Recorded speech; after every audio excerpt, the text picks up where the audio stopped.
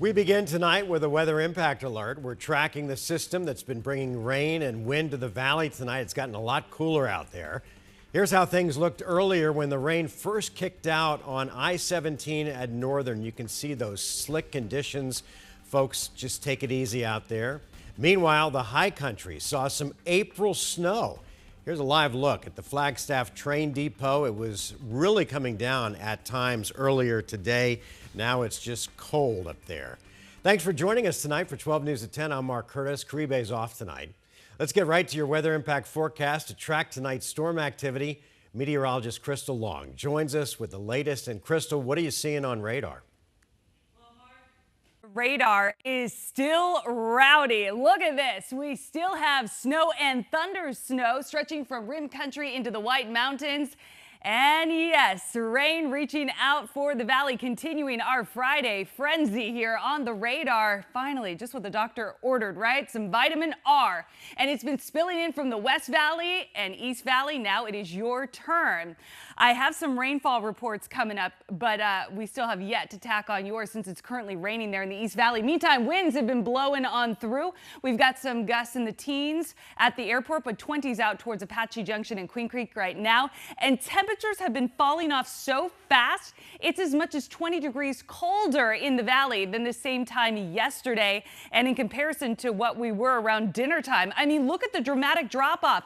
We're in the 50s and even some 40s reported here for Cave Creek and Fountain Hills, that rain chilled air. Here's the reports that I just fine-tuned a minute before the newscast began. So these are your latest numbers. We were about to tip the scale at our airport to 1/10 of an inch. We're probably doing it right now as I speak. We were over 1/10 of an inch in Surprise, Cave Creek about 1/4 of an inch, and Paradise Valley nearly 1/10 of an inch. But the big rainfall report was a record-setting more than 1/2 of an inch of rain in Prescott today. Mark? All right, Crystal, we'll see you again in a few minutes. New tonight, in a Friday evening clearing of her desk, Governor Katie Hobbs says she signed dozens of bills into law and vetoed dozens of others. 12 News journalist Chase Golightly joins us. And Chase, we've been following some of these bills as they made their way to her desk. Others came as a surprise. Mark, that's right. With some of the people I spoke with tonight, they said they had no idea this was coming. Now, some city leaders tell me the governor should expect a legal battle on her hands. From penalties against those who commit acts of stolen valor to tackling fraudulent sober living homes. On Friday, Governor Katie Hobbs announced she signed 38 bills, including one that was supposed to be left up to Scottsdale voters.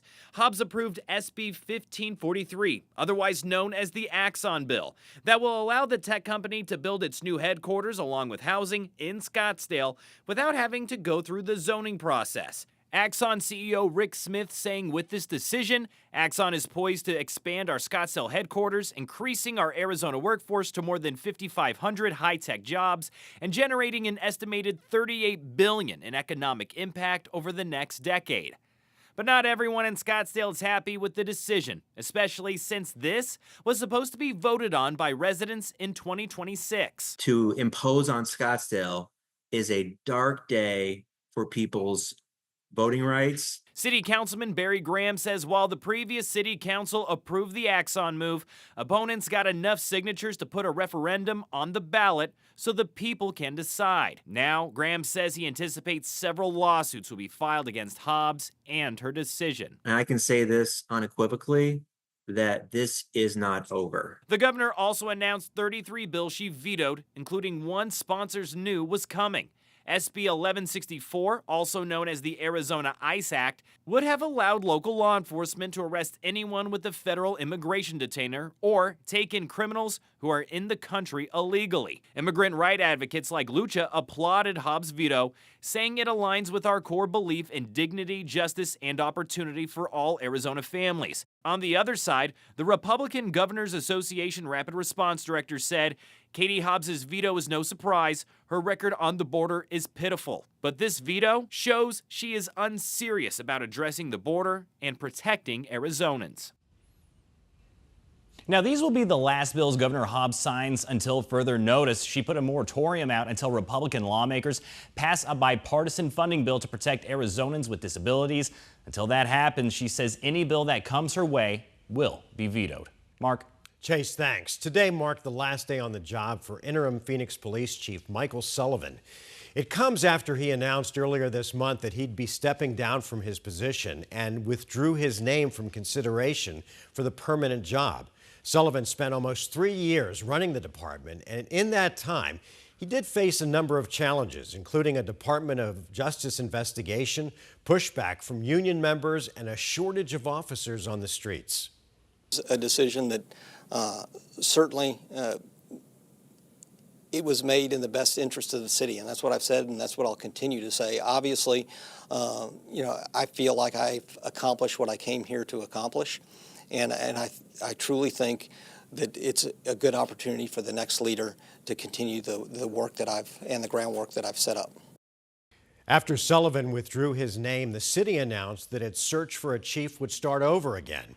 The city is now taking applications. Until then, Dennis Orender, a 32-year veteran of the department, will serve as acting chief. On Sunday, we told you about a devastating fire in South Phoenix that completely destroyed a mobile home, leaving the family without a place to live. Tonight, we're hearing from that family, who lost nearly everything in the fire. 12 News journalist Bianca Bono joins us live in studio. And Bianca, this is such a heartbreaking situation. Yeah, Mark, it really is. This family of 5 has lived in that mobile home park for years. And today, I witnessed the destruction firsthand. It was incredibly emotional as the family walked me through what's left of their home, unable to save much of anything. But through all of this, they have somehow remained grateful. Up here, we have a lot of our diplomas and pictures when we were little. Remnants of a vibrant home. This was our little brother's room. Filled with life and love. Our family albums were over there. Cherishing yesterday, today more than ever, as a family's memories are now covered in ash. Well, coming back in here and I'm sorry.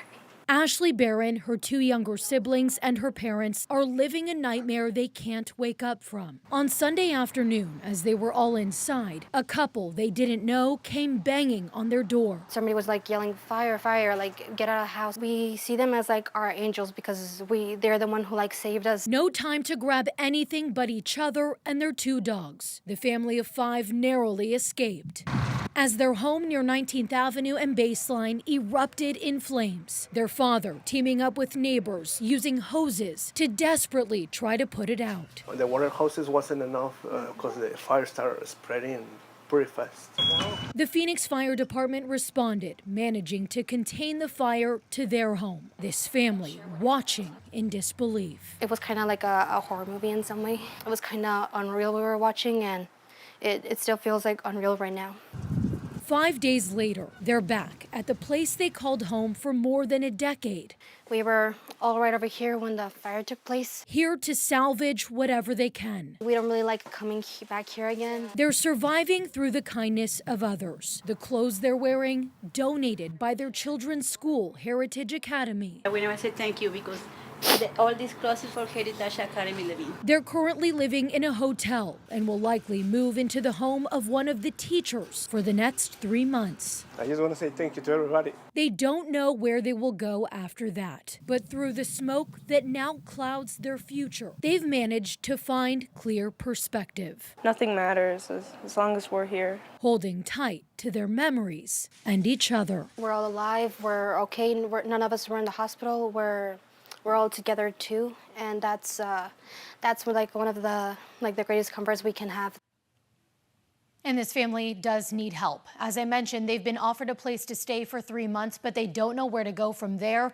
They did not have insurance, and they tell me they also have to find a way to now get rid of their mobile home now that it's a total loss.